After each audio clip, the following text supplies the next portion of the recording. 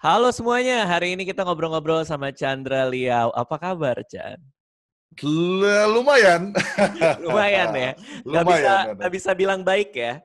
Iya, karena sudah ada yang tidak baik sekali di dunia ini sekarang. Jadi lumayan. Nah, ngomongin soal film nih. Jadi gini, Ya, gue ya. tuh mau ngajakin lo ngobrol karena ini. Kemarin tuh gue lagi buka-buka YouTube kan. Terus gue nonton lah video lu. Video lu Oke. yang lo nyoba puasa. Iya, betul. Lo pernah melakukan Betul. itu kayak kalau nggak salah 2 tahun lalu. 2016, 4 Wah, tahun 4 lalu. tahun lalu. Nah, terus sekarang lo puasa lagi kan? Iya. Cuman yang menarik buat gua adalah ketika lo cerita soal proyek lo yang gagal ini nih, gagal tayang maksudnya ya. Iya, iya. Yang harus mundur ya kan. Betul. Di video itu lo tuh kayak ya udah lo cerita ini proyek gua nih, gua udah meluangkan waktu apa akhirnya mundur, tapi Iya. ya udahlah gitu segala macam. Tapi gua Iya. tahu lu banget, lu pasti aduh itu rasanya gimana gitu karena gini, ini mungkin orang nggak tahu ya, cuman ketika Chandra Liao mau syuting, dia ngajakin gue ketemu. Terus kita ketemu lah di Campfield tuh. Waktu itu dunia masih Iya. normal ya, kita masih bisa Iya, ketemu iya. ya. Masih bisa ketemuan. Kita masih bisa Oh iya, ketemuan ya. benar. Iya, Dunia bisa masih ketemu. normal tuh. Betul. Duduklah Di Campfield waktu itu ya, di gue minta Campfield. seorang Raditya Dika, gue minta bantuan suggestion soal film dan gue tahu kita pernah di film bareng Di dan proyek bareng. akhirnya Ketemu yuk ngobrol gitu. ya, Ngobrol lah gitu, ngobrol cerita-cerita. Ya cerita-cerita lah, cerita-cerita gue sharing juga, terus lo juga cerita gitu. Dari ya, situ aja gue tahu kalau heart and soul lu tuh memang di film ini kan, di film Bucin ini gitu. Apalagi gue ya, ngikutin IG lo sampai berhenti sosial media, lo sampai bilang ke teman-teman bahwa gue mungkin nggak akan deket-deket sama lo dulu nih karena gue lagi fokus ya kan. Nah ya, tiba-tiba harus mundur gitu. Yang ya. pertama yang pengen gue tanya adalah cara coping lo tuh gimana gitu untuk ada proyek yang lo udah mencurahkan semua perasaan lo. Apa? Cara apa? Cara coping lo, cara lo menerima ini semua supaya baik-baik aja gitu. Itu gimana sebenarnya? Jadi pertama emang gara-gara pasti waktu, yaitu waktu. Makanya kenapa gue udah decide banget untuk setelah project gue ini mundur tayang. Rasanya beda, Dit. Ketika mundur tayang dan tahu tayangnya kapan, itu gue sama sekali nggak masalah. Misalkan kayak tadinya kita ada tanggal baru lah setelahnya lah udah siap gitu Itu loh. Tapi kan udah ada tanggal baru buat film Bucin waktu itu. tadinya udah akan disepakati. Maksudnya tanggal tinggal decide lah next ya. Cuman melihat kondisi setelah 1-2 minggu setelah ditunda, itu kita nggak bisa lagi taruh tanggal tayang gara-gara ini pandemi ini lu nggak tahu selesainya kapan. Kan yang gak enak kan kayak gitu kan, itu yang bikin lu kepikiran banget. Kalau lu tahu misalkan mau selama kayak gini deh, film ini akan tayang misalkan Oktober, tapi udah tahu nih, udah pasti. Gua nggak masalah sama sekali karena gua tahu. Tapi di poin ini adalah lu nggak tahu kapan ini film bisa tayang, bisa sampai di tahun depan atau 2 tahun lagi, atau mungkin proyek ini bisa aja ngawang aja udah. Film gua filenya cuma jadi hard disk doang, udah nggak tahu kemana. Nah, cuman gimana? Apa yang terjadi di hari pertama tuh? Gue masih inget banget hari pertama gue jadi sutradara tuh. Waduh, tegang Ya, banget gue. Karena ya, gue tuh mikir apakah gue bisa dapet respect dari ya, filmmaker di sekeliling gue. Karena gue masih baru banget gitu. Sementara ya, mereka ya, ada yang lulusan IKJ lah. Udah bikin film ini dapat penghargaan inilah gitu. Sementara gue ya, ucuk-ucuk sutradara baru gitu kan. ya, Jadi gue ya. tegangnya tuh sampai semalaman gitu sebelum gue syuting Callingan jam 6 itu gue udah tegang banget. Lu ngerasain yang sama nggak di hari pertama Ah, jadi saudara? gua otomatis ngerasain banget lah, Dit. Karena sama posisinya juga, gua kerja dengan individu-individu yang udah kerja lama di dunia film Indonesia, udah menang sana sini, kerja film udah hampir ya minimal kayak 10 film gitu loh minimal. Uh, Gua lakukan apa yang bisa gua lakukan, yaitu persiapan. Apa yang gua bisa siapin sebagai seorang sutradara untuk bisa ngebuat ini lancar. Ya udah, gua beneran apa sih maksudnya yang bikin sutradara biasanya gua harus ada storyboard nih, gitu. Gua harus ada shortlist nih. Gua harus ada semuanya lah pokoknya gue bisa dibilang gue siapin ya. Jadi gue ada senjata gitu loh. Kalau misalkan gue hari pertama syuting, kita udah negosiasi awal, gue mau shotnya kayak gini, bla bla bla. Tapi di satu sisi kalau ada negosiasi yang kesannya kayak emang lu tahu Chan gitu loh, kayak emang lu bisa Chan. Gue udah bikin video boardnya sih. Jadi gue udah jadi ada baik banget gue di film ini tuh yang udah syuting duluan, kayak syuting mentah. Bukan shortlist doang ya. Syutingan mentah video Iya, board gitu video loh, board, kayak video board. ya video board. Ya, jadi itu yang senjata gue lah untuk bisa negosiasi dan ngobrol dengan tim. Jadi mereka ngerasa kayak, oh oke, paling nggak lu lakukan tugas lu, biar kita lakukan tugas kita lah. Nggak kayak gue ninggalin tugas lu gitu. Itu sebuah scene lu bikin video board deh? Nggak semua. Lebih Yang ke susah-susah aja? yang susah aja sih. Karena yang menarik ya, gue kan memulai semuanya dari Malam Minggu Miko tuh kan. Ya. Malam Minggu Miko gue dikasih kru buat syuting. Lalu gue inget banget ada satu momen di mana gue ada dialog nih ya. Gue di depan pintu ngobrol sama lawan main gue gitu. Ya. Nah pas action gitu kan, ngobrol sama lawan main, terus gue dengar ada pesawat lewat tuh. Gitu. Gue berhenti diam, terpaku gitu. Pesawatnya udah lewat nih, lanjut dialog.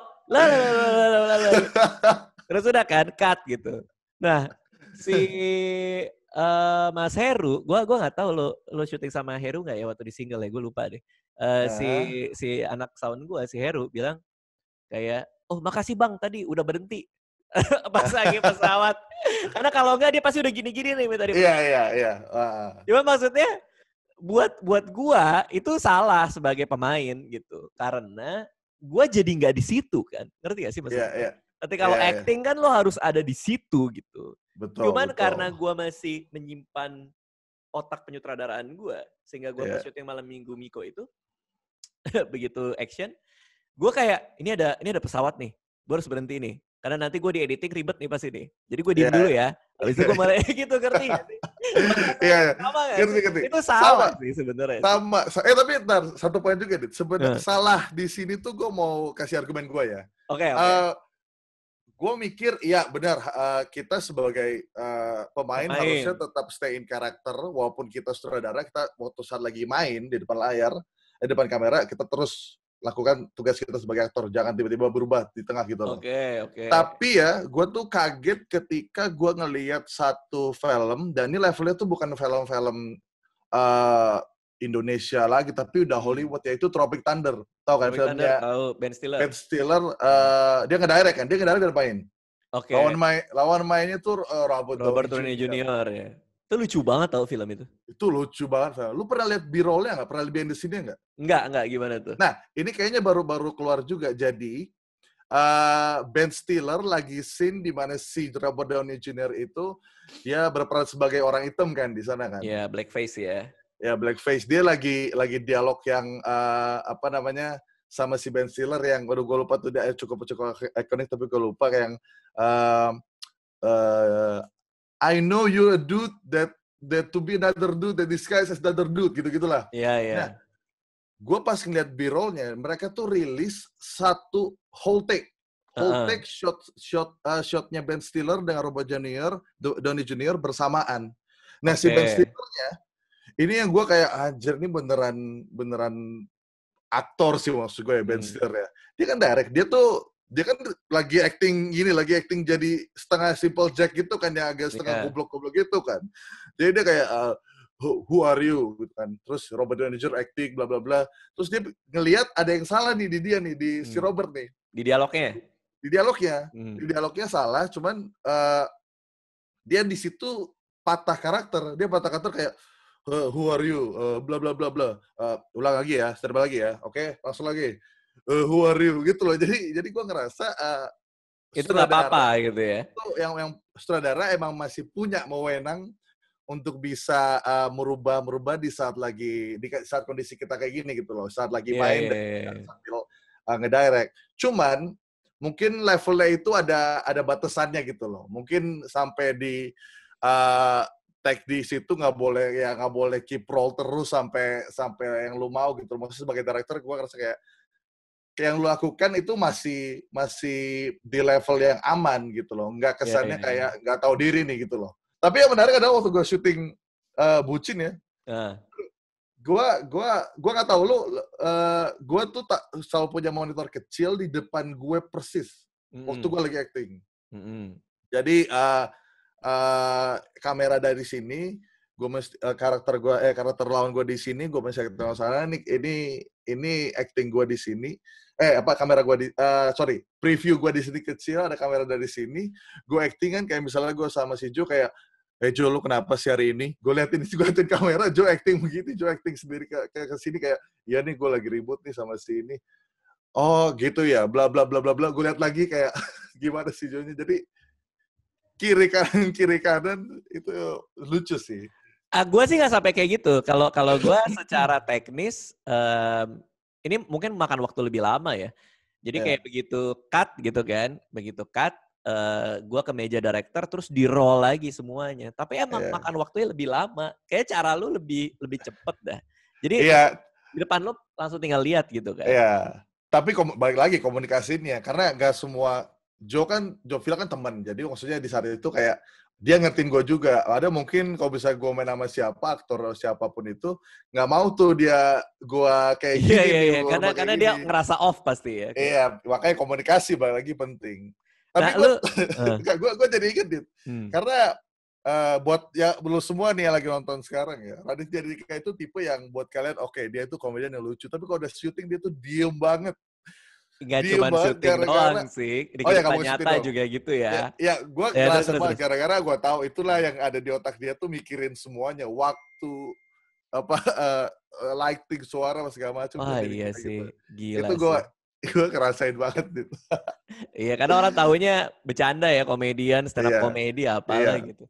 Nah, cuman lo pernah ngerasain ini gak? Gue di awal-awal karir gue ya, karena keterbatasan budget, keterbatasan waktu gitu. Kadang-kadang ada take yang kita tuh kayak ngeliat nih take-nya. Terus oke gitu kan. Oke, cek file, bungkus gitu kan.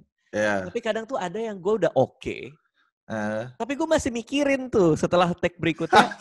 Terus pulang ke rumah gak bisa tidur. Kayak, aduh, itu tadi bener gak ya? Itu kayak shotnya kurang. Itu derita seorang sutradara adalah ketika lo pulang terus mikir shot gue udah bagus apa belum. Iya. Atau shot gue kurang atau tidak buat adegan itu. Lo pernah ngalamin gak lo? Itu pasti, Dit. Aduh. Gila itu gak? Pasti. Justru menurut gue itu contoh sutradara yang baik ya. Gara-gara kan lu sebagai sutradara gak boleh puas gitu loh. Walaupun sudah oke gak boleh puas. Jadi itu pasti dirasain. Gue udah deh, lu waktu syuting masih inget gak? Take pertama dalam film lu tuh dalam satu shot itu bisa berapa kali take? Oh, ini menarik nih. Gua penyutradaraan pertama gue tuh Malam Minggu Miko. Itu penyutradaraan pertama gue. Tapi kalau layar lebar itu film Marmut Merah Jambu. Iya. Nah, yang gue ingat adalah ketika take Marmut Merah Jambu itu, take pertama gue, aduh itu siapa yang main ya? Gue lupa ya. Pokoknya ada adegan ngangkat telepon, terus nutup lagi. Udah, itu aja kayak, gue kayak, ini kalau gue okein, itu cuma satu shot doang. Satu scene itu cuma satu shot. Cuma dia ngangkat telepon ke sana, terus nge-pan lagi ke sini, udah selesai. Tapi gue nge-okeinnya tuh lama banget gitu loh. Karena ini take pertama gue kan. Gue takut apakah nanti orang mikir ini udah bagus apa belum. Tapi gue akhirnya, tau gak, gue sampai kayak harus mengubah sedikit. Kayak misalnya gini, oke, kita coba ngangkatnya lebih pelan, ngerti ya? Padahal gue tahu itu nggak perlu. Padahal itu nggak perlu. Ngerti gak sih? Kayak gue udah dapet gitu. Lo kayak gitu juga apa gimana? Kalau gue sempet pernah maksudnya di posisi kayaknya kalau sekali take kok ini director nggak ngerti ya gitu loh kayaknya biar kesannya kayak wah ini orang paham nih directing nih, dia ada koreksi gitu loh, tambahin lagi lah take-nya lah.